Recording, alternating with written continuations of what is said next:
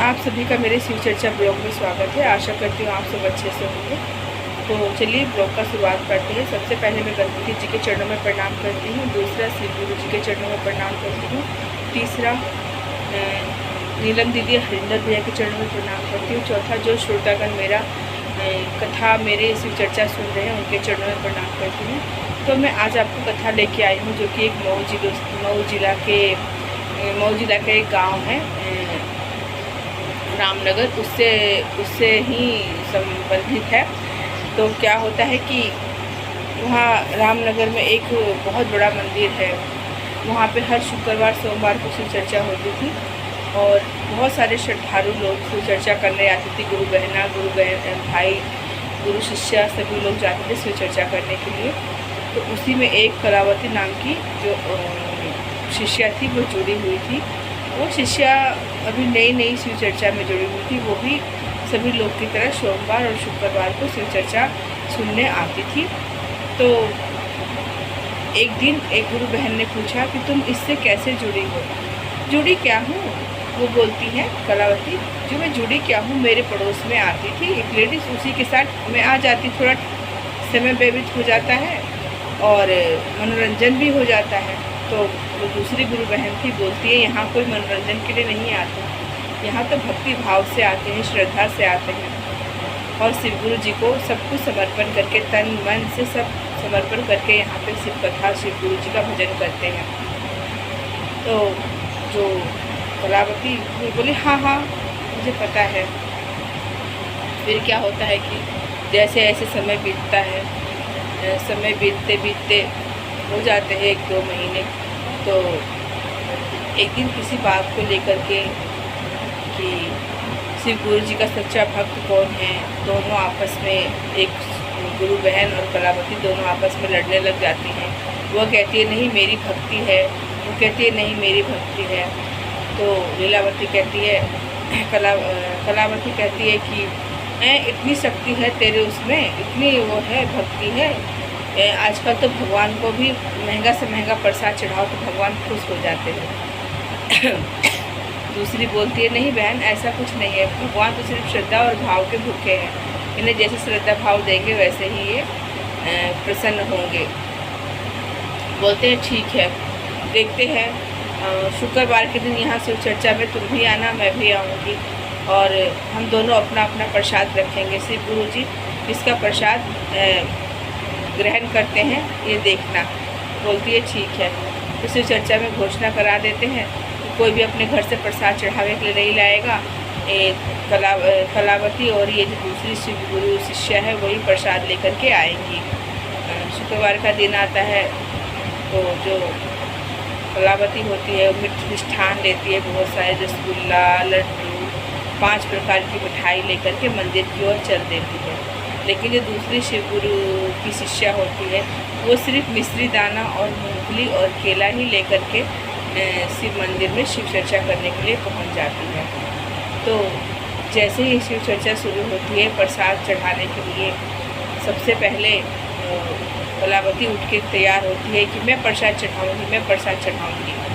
तो थालों में सुंदर सा सजा के सारे मिष्ठान तो एक के ऊपर एक थाल करके 3 थाल तैयार करती है और सभी आश्चर्यचकित होकर उसे देखते रहते हैं। और शिव गुरु जी से कहती है, शिव गुरु जी मैं तो इतने मिष्ठान लाई हूँ, इतने लड्डू है, देखिए कई तरह की मिठाइयाँ हैं जो बहुत ही अच्छी है, लगती हैं खाने में, वो मैं आपके लिए लाई हूँ। आप क्या ये मिश्री और मूँगफली खाइएगा, आप मेरा प्रसाद ग्रहण करिए। जैसे ही कलावती आगे बढ़ती है उसके पैर में ठोकर लगती है और सारा प्रसाद जमीन पर गिर कर छित वितर हो जाता है। तो देखती है कि मेरा सारा प्रसाद छित वितर हो गया। क्रोधित मन से उठती है, बोलती है शिव गुरु जी ये तुमने क्या किया? मैं तुम्हारे लिए इतने प्रसाद लेके आई थी, इतने भाव से लेके आई थी, इतना पैसा खर्चा करके लाई थी और तुम्हारे ही चौखट से गिर के सारा प्रसाद बिखर गया। क्या ये अन्याय नहीं है कि कोई भक्त आपके लिए इतने परम भक्ति से मिष्ठान लाता है और आप गिरा देते हो? सभी लोग बोलते हैं चुप हो जाओ बहना, गुरु बहना चुप हो जाओ, इसमें गुरु जी को क्यों दोष दे रही हो। नहीं, मैं गुरु जी को ही दोष दे रही हूँ। अगर इसमें अगर शिव चर्चा में इतनी शक्ति है तो जो गुरु बहना मिश्री और बादाम लाई हैं, मूँगफली लाई हैं, उसका प्रसाद शिव गुरु खा के दिखाए, तब मैं मानूंगी कि हाँ, इसकी श्रद्धा है, सच्ची है, इसकी पूजा सच्ची है और शिव चर्चा सच्ची है। तो गुरु बहना कही, जब तुम्हें शिव गुरु पर विश्वास नहीं था तो शिव चर्चा में क्यों आती थी।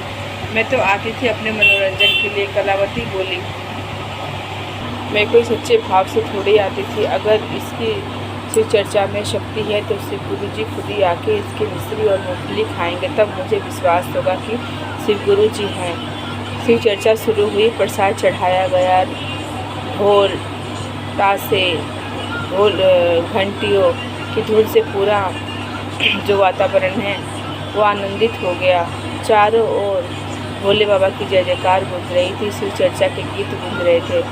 उसी शिव चर्चा के बीच में नंदी महाराज आते हैं और शिव गुरु जी जो होते हैं वो नंदी महाराज का रूप लेके आते हैं और उस गरीब गुरु बहन का मूँगफली और मिश्री खा के प्रसाद ग्रहण करते हैं। यह देख उसे बहुत क्रोध आता है। बोलते, शिव गुरु जी आप आए भी तो आपने मेरा प्रसाद का अनादर करके आप इस गरीब का खा रहे हैं।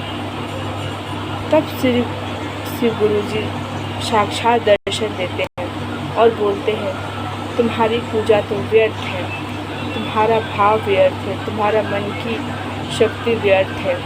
जो मेरे शिव चर्चा में आता है वो बालक का हृदय लेके आए और मेरी कथा कहे, मेरी शिव चर्चा सुने और गीत और भजन उच्चारण कर मुझे प्रसन्न करे, वही मेरा असली भक्त होता है, वही मेरा असली भक्त होता है।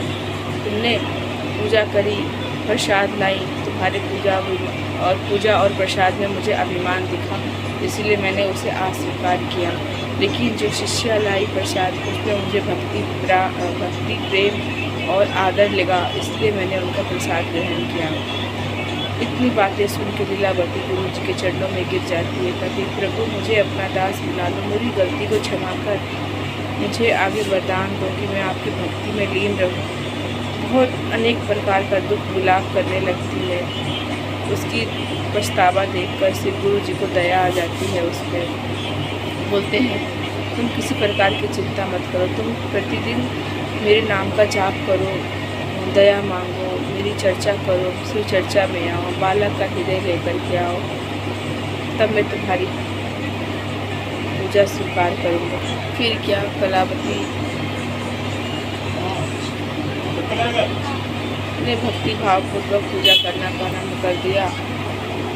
फिर वो बहुत विचार करने लगी। तब शिव गुरु जी ने उसका गिरा हुआ प्रसाद उठाकर मुख में रख लिया और कहा, लो मैंने तुम्हारी पूजा स्वीकार करी। ऐसे ही सच्चे मन से जो हृदय से शिव गुरु जी का गुणगान करता है, उनकी पूजा करता है, शिव गुरु जी उसके सभी मनोरथ पूर्ण करते हैं, इसमें कुछ भी संशय नहीं है।